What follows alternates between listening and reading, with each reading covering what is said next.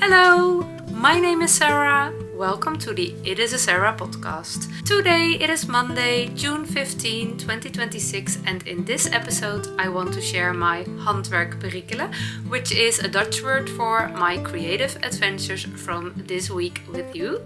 I'm coming to you from the Netherlands, so excuse my Dutchy English. I love to knit, I love to crochet, and I love to talk, so that's the perfect combination for making this podcast. I make episodes in Dutch and in English.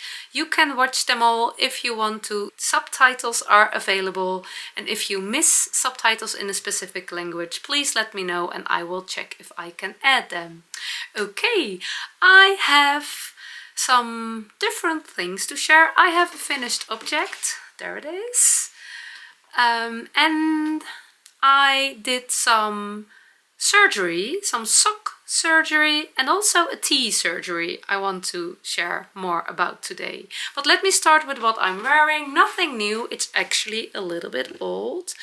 I am wearing my Lowrider jumper. This is a 100% crochet pattern by Claudine Powell from the Iron Lamp. I made it, I think 3 years ago. Can't remember exactly. And I really love it. I replaced the crochet ribbing for a knitted ribbing, knit to purl to, and that makes this garment my ultimate combination of two of the favorite things I do, knitting and crocheting. It is crocheted with the granny stitch. It is a top-down pattern with a raglan and a scoop neckline. I really love the fit. I crocheted with 2 strands of Holst Coast in the color warm brown, and I definitely want to make another one day. I'm also wearing a Hinterland dress, just as usual. I think this is my most recently finished one, just a plain one, no sleeves. No button bands, nothing at all, just a nice checked fabric which I bought on Etsy. I think Linen Dream was the shop I bought it. Linen Dream or Linen Graphy. Those are the shops where I buy my linen on Etsy. So yeah, I really love it. And the combination of a plain top garment and a nice fabric is something I really like. Okay, let's start with my finished object.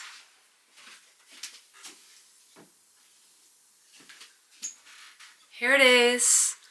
I finished a flax sweater for my little niece. This was actually an impulsive cast on. I casted it on in February and I really felt the need to move some stash yarn. I had a package of 10 yarn balls of this yarn in my stash. It is Lang Yarns Merino Degradé, Merino 150. Oh, that's Dutch.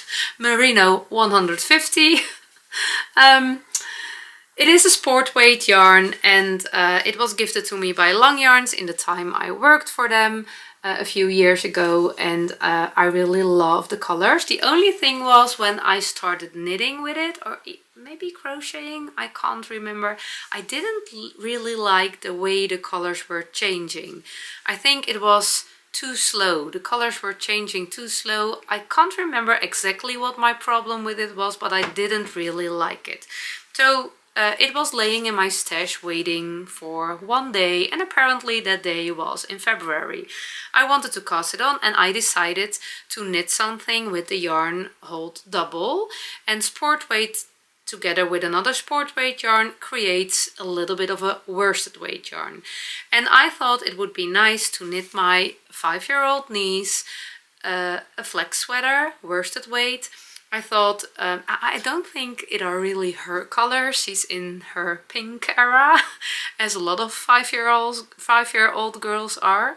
But I know my sister really loved these colors, and I thought it would be a nice camping sweater for in the summer when they go on holiday camping. It can be chilly. We don't really have very warm summers in the Netherlands. Every now and then it's warm, but it can also be chilly, especially in the mornings and the evenings. And because it's merino yarn, it feels nice and soft on the skin. So I really felt the need to knit some stash away, and I casted it on. Oh, oops. This is actually a baby hanger, and yeah, I knitted the size 4 to 6 year old.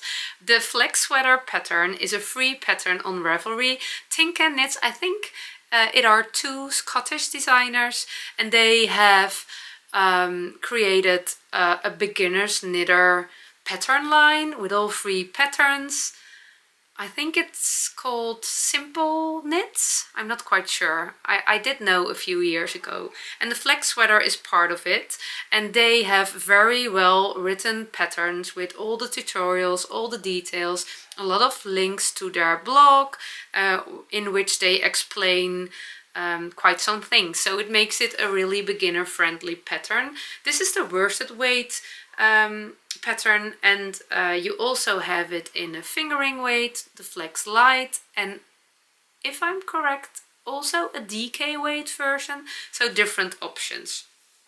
It is a top-down raglan pattern. I made some modifications, and I need to warn you, there is some dog hair. I washed Bobby's blanket, our dog, in the washing machine, and I thought I removed all the hair, but after that I put this one in the washing machine and there is dog hair all over, so yeah. I will clean it more before I will bring it to my niece. It is the dog life. When you are making a podcast and you have pets, there are so many moments you are holding your yarn or your garments in front of the camera, and when you're editing you see all the hair. Yeah, it is what it is. I chose size 4 to 6 because she is a 5-year-old. I thought it would be okay. When I was knitting, I was doubting about the size. It looked so small. I did one fitting session with the top part when she was visiting us, and then I thought, okay, it's actually quite okay. And after finishing almost the whole body, I was doubting, and I even considered frogging the whole sweater because I didn't know how the fit would be. And after that I just thought, okay, let's finish it. Maybe it will be too small for her, or she can only wear it for a few weeks. We can give it to someone else in our family. But now it's blocked. I think it's actually pretty okay, but I still haven't done a fit on her, so I am not sure. We shall see. But I did some modifications. There are two options. You can start with casting on the neckline, but you can also start with casting on for the body immediately and add the neckline afterwards, the ribbing. I wanted a folded color, so I chose that option. The folded color didn't happen, as you can see. We will come to that later. So I started knitting and I added short rows. That's also an option. In the beginning the Flax sweater pattern didn't have short rows, but yeah, it improves the fit of a sweater so much more. This part, which you can see, is created by knitting short rows, and in my opinion you really need that for a good fit. I replaced the knit front and back increases for the raglan with the yarn overs. I love the look of it, and I think it's also easier to knit, easier to recognize, but I must confess I'm not quite sure if I would choose that again. My sister liked it, so that's the good thing, but I think it's a little bit too much. You have that raglan stitches, you have the colors which are changing, and you also have that nice garter stitch panel on top of the sleeves. For me it's a little bit too much which is happening. I love it when it's happening in the structure or in the color, but not everywhere. And also at some point you have enough stitches and then you need to knit a few centimeters before you can split for the sleeves, and it is very visible this way. But I could let go that kind of perfectionism which was not happy with that.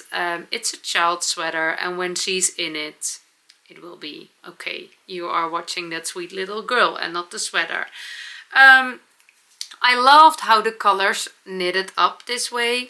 I didn't do any color coordination. I just grabbed the colors. I just grabbed them. I didn't think about it, and it worked out pretty fine. Did I do more modifications? No, I followed the pattern pretty well. I thought I made the sleeves a little bit longer, but when I was measuring and making a page in my knitting book and comparing my measurements with the pattern's measurements, it was not at all. So yeah, we shall see how it will. At some point I thought, did I knit one sleeve longer than the other? But I didn't. The only thing is I stretched it a little bit out because I want the sleeve not to be too short. And I pulled a little bit harder on the right sleeve, no, on the left sleeve than on the right sleeve. It is merino yarn, so it does grow a little bit. Okay, let me check my notes. I made a page in my knitting book. I really love doing that, and it's also very helpful for me to understand my knitting, the gauge I get, the weight, how much yarn I use, which needles I need.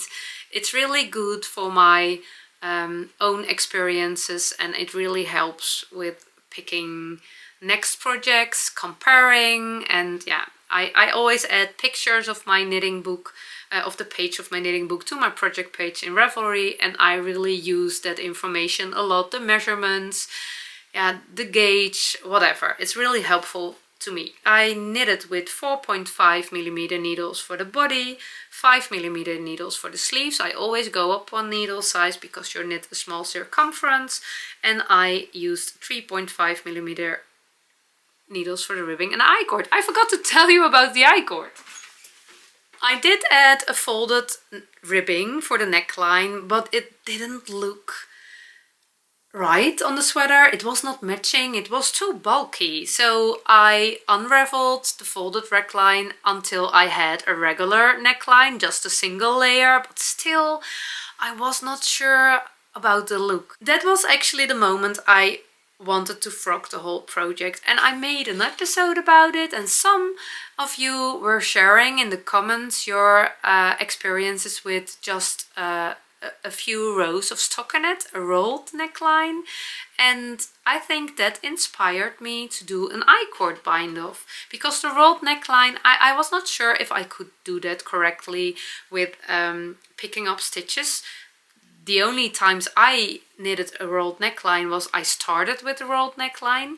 So I picked up stitches, made an I-cord, and now it gives it a wider neckline, which I think will look very nice. She has another flex sweater I once knitted for my daughter, and my sister told me that the wide neckline was looking adorable on her. So for a summer sweater, I think it will be very nice, and I am very happy with how it turned out. It looks nice and neat. I have no idea how it will look on her, but on the hanger it looks perfect.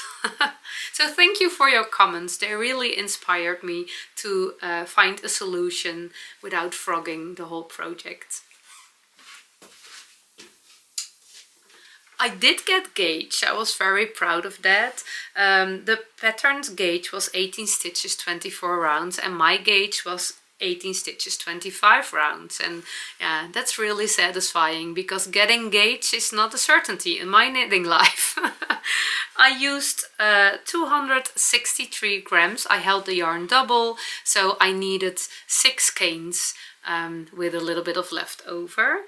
I have some yarn left, so I think I can make a smaller flex sweater, or maybe a hat or something. I think I will go to the smaller flex sweater. Maybe I will just knit it away, because it was a very satisfying knit, a top-down raglan. I really love knitting them. I do not really love wearing it myself, but I really love the process of a top-down raglan, and it would be a lovely gift for a little baby in my future life. So happy Knit Your Stash Away project! Something else I want to share today is some sock surgery. I have 2 pairs of socks which needed some surgery, 1 new pair actually, and 1 very old pair, and I thought it would be nice to bring you with me.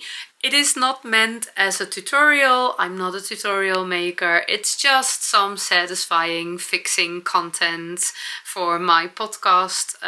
It always helps me to motivate myself to fix something or to do something when I see someone else doing it. And also I know a lot of people think those kinds of surgeries can be very complicated, but they are not at all. So I'm not doing anything special, but I'm just making things how I want them to be. This is a pair of socks I finished quite recently. It is knitted in a self-striping sock yarn from Alchemy Knits, the colorway Spellbook. I bought it when I visited Alchemy Knits. It is an online shop owned by a Dutch knitter, Chiara, and they sell sock blockers, which she makes together with her husband on their 3-dimensional printer, and also self-striping sock yarn, which is created in a collaboration with Nicole C. Mendes. Chiara from Alchemy Knits designs this specific Alchemy Knits colorways, and Nicole C. Mendes, a very experienced self-striping sock yarn dyer from Germany, dyes it for her. They have a collaboration in many ways, and I bought this cane when I visited Alchemy Knits, so it was a nice memory.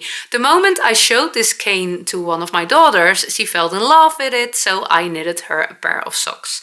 It was really fun knitting them. There's only one problem. Although my daughter was absolutely very happy with the outcome, she really loves those colors. It are her favorites all combined in a self-striping pair of socks. She was a little bit disappointed in the length of the leg. She didn't want to complain, but I told her that you can have it the way you want it to be, at least at this pair of socks, so not a problem, I will fix it for you.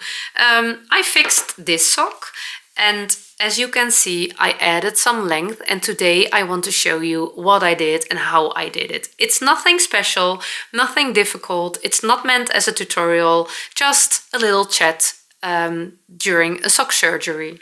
I knitted this pair of socks cuff down, so that was the reason I couldn't just frog the ribbing, add some stripes, re-knit the ribbing and bind off. I needed to do some surgery, so what did I do? I cut off the cuff, added some stripes, and then re-knit the ribbing.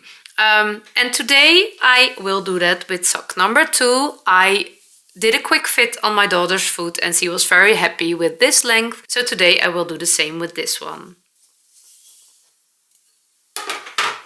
I knit my socks with the magic loop method, and as you can see, there is a little mark right here at the side of the leg where the magic loop was. I don't mind that, and actually it's pretty helpful right now because I know where to place my cut. I will cut one leg of one stitch in the last round of stockinette before the ribbing.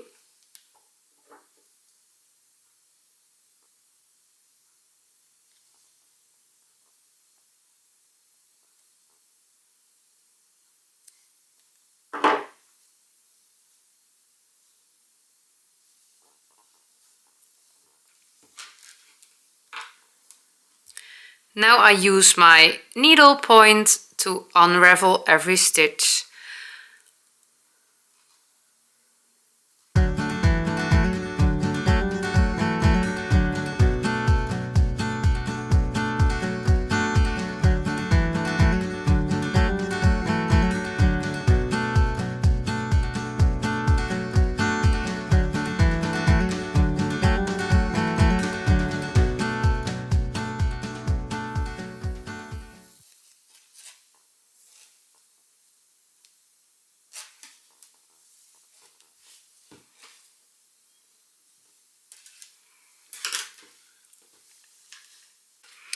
Okay, as you can see, my stitches are free right now. There is no cuff. I'm not afraid of dropping any stitches. Maybe that will happen, but it is already blocked, so they won't really go anywhere. And if they do, they only go downstairs and I can pick up them pretty easy.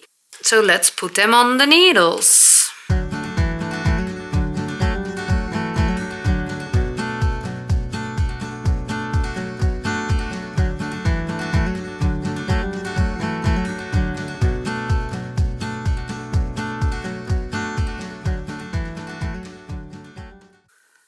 unraveled a few extra stitches, so my yarn end will be long enough to weave in when I am finished.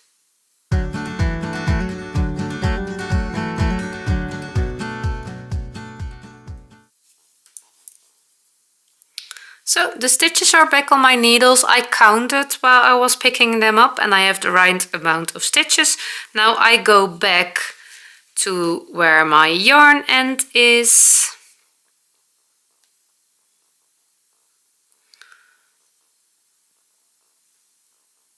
Sometimes the stitches are twisted on my needles. Oh, now I drop one.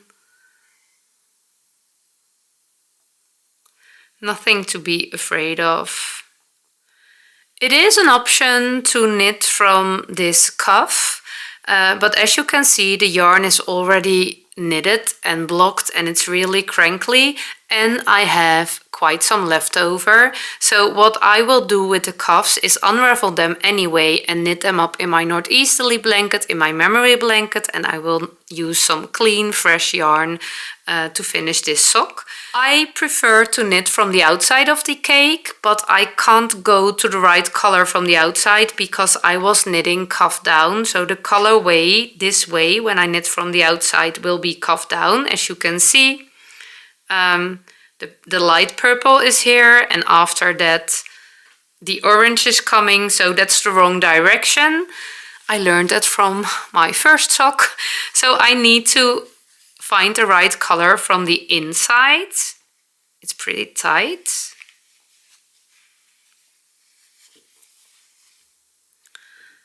So it is pink right here.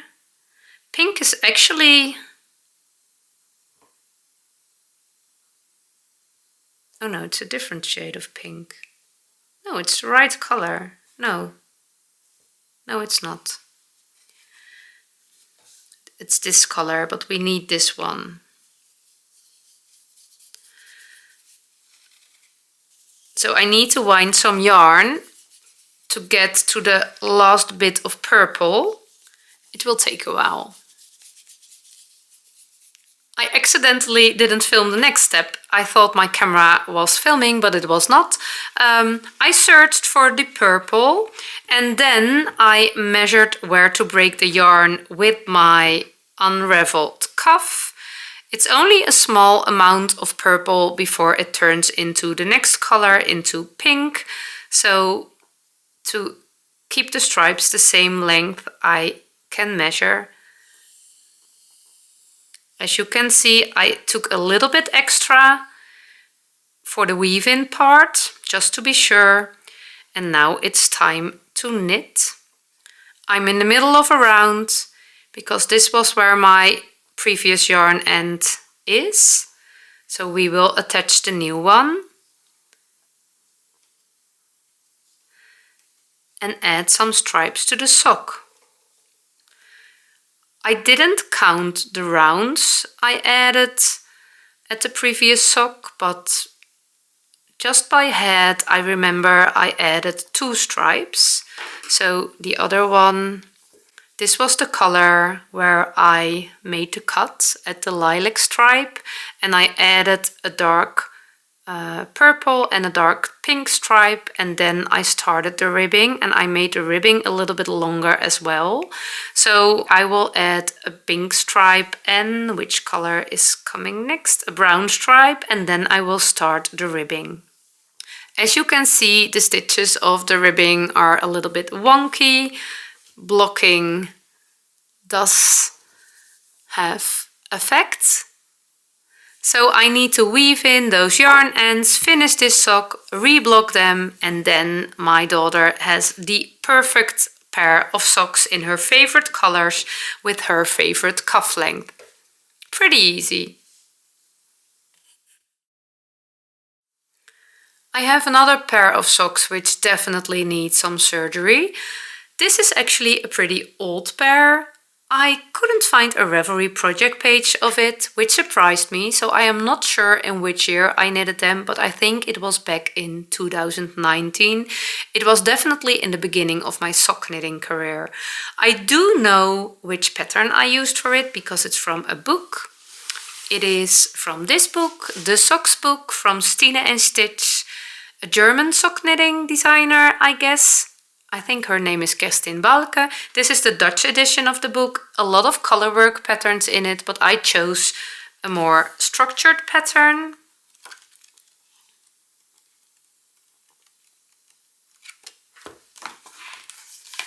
Almost the same color, that's interesting. A twisted ribbed cuff and a lovely structured pattern at the foot in one color. Soxx number 4. I absolutely loved knitting this pair of socks. I love the yarn. It was one of the first skeins I bought at Atelier Lindelicht, the company of the Dutch knitter Marianne. She's one of my favorite yarn dyers in the Netherlands. I love her colors. I chose an interesting shade of orange, very bright, very lovely. Also, it's all natural sock yarn. I can't remember what it's made from, but I think it was something with wool and rami, but I'm not sure. The reason why I am sure I knitted this pair in the beginning of my sock knitting career is because I made a little bit of a mistake. This yarn is definitely not a fingering weight yarn. It is at least a sport weight yarn, but I think even DK weight. But I used the numbers for a fingering weight yarn. I didn't understand anything of that in the beginning of my sock knitting journey, so they are pretty big. And I don't mind wearing big socks. I can wear them in my shoes or in my Birkenstocks, but they are at the moment actually one of my favorite pair of bed socks. I really love sleeping with woolly feet. I have cold feet pretty quick and I can't sleep when I have cold feet. So I wear socks most of the time. It's not the strongest yarn I worked with. That's a little bit of the disadvantage of 100% natural sock yarn with no polyamide added.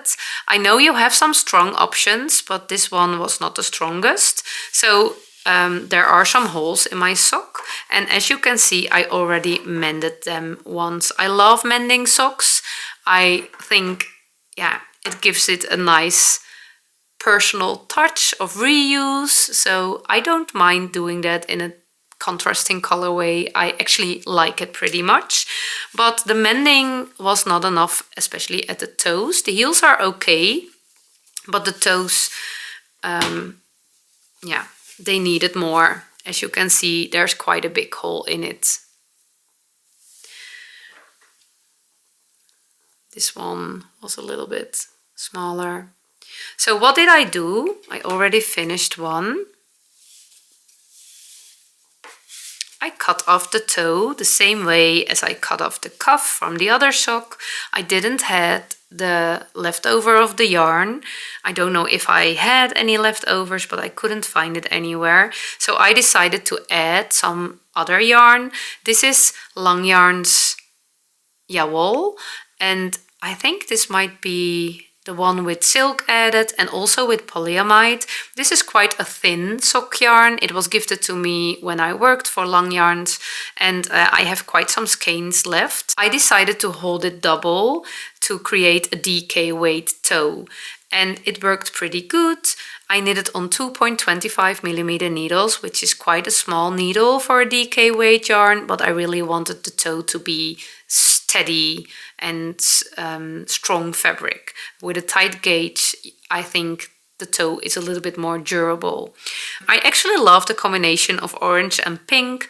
I didn't have the right shade of orange or whatever, and I was searching for another one.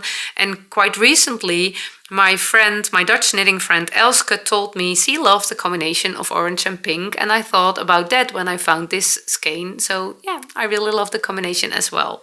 With this new strong toe, the sock will be wearable again. I am aware of the heel.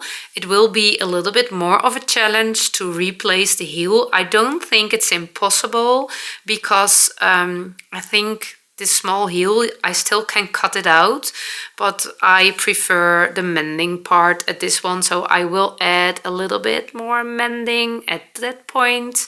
And I don't know how this heel is. Yeah, the same, as you can see. Yeah. So I think I will do that, and I will use them as bed socks anyway. So I don't need to walk a lot on them. So it will be okay. It will be fine. Okay, so let's do the surgery. It actually works the same as with the cuff. When I picked the place, I cut the toe off. I see I chose 1, 2, 3 rounds after the last pattern repeat. So when I go to this one, I have the pattern repeat right here. 1, 2, 3. So I will cut in the 4. And again, I just cut one leg of 1 stitch. That's enough.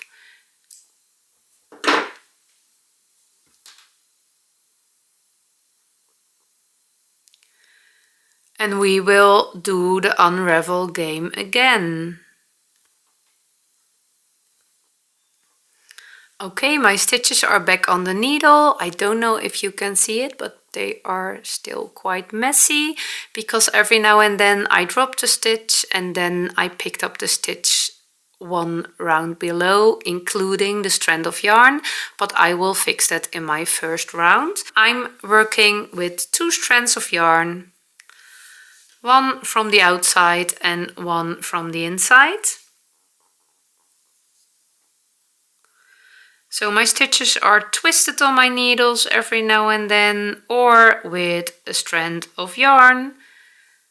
So in the first round I need to pay some extra attention to get everything nice and organized.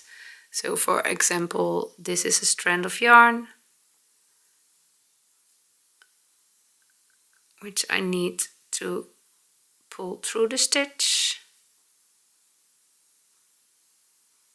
I think watching to your knitting, try to fix things really helps to understand how your stitches are working.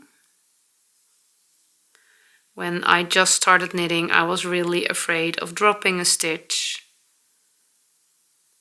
But now I know that's not exciting at all. Even in specific stitch patterns, it might take a little bit more time and patience to fix it. But it's just all about watching what is happening, and it really contributes the understanding part of my knitting.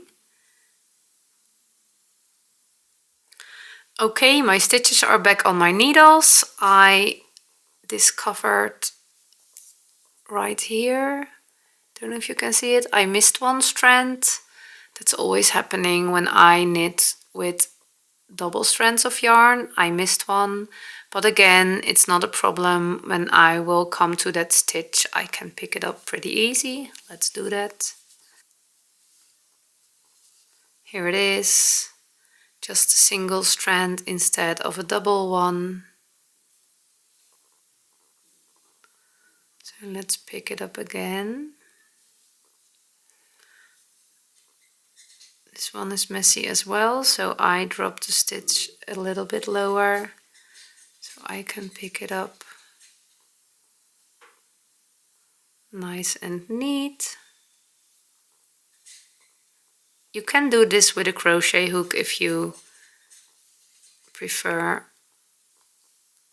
So now it's nice and neat and with a double strand. I will knit my toe. I don't know if I have time to finish it before I will end this video. I don't think so, but yeah, just a little bit of sock surgery to improve the happiness of your hand knitted socks life. Don't be afraid to try. It's actually a nice way of learning. And if I can do it, I'm pretty sure everyone can do this, because I'm a little bit of a clumsy knitter. Nothing wrong with that, but yeah, it's just how it is.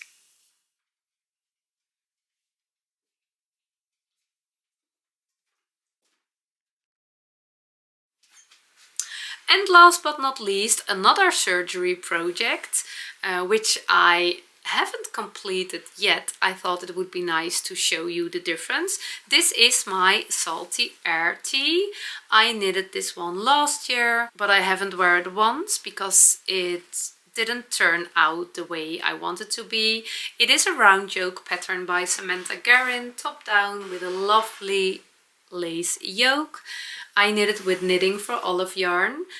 Knitting it was very nice, but I picked a size bigger than I normally would do because of the round yoke and my broad shoulders. And then I made the decision to make a narrow sleeve. I thought the body can be oversized, but let the sleeve be fitted. That was not a good decision. It looked very weird and I haven't worn it once. And now I unraveled one of the sleeves and just knitted a border at it immediately to give it a little bit more of an oversized look. And yeah, I'm very curious if I want to wear it this way. Let me put it on. Okay, here we are. Yeah, I'm actually not sure. Let me show you. This is the sleeve, how I made it. And as you can see, it's a little bit weird. The sleeve is narrow and the body is very wide.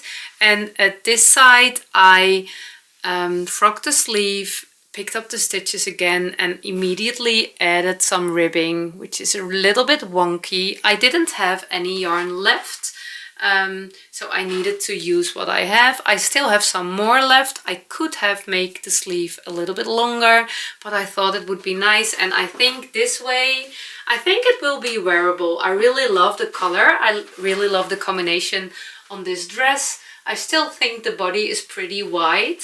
I don't know what will happen with the round yoke this way.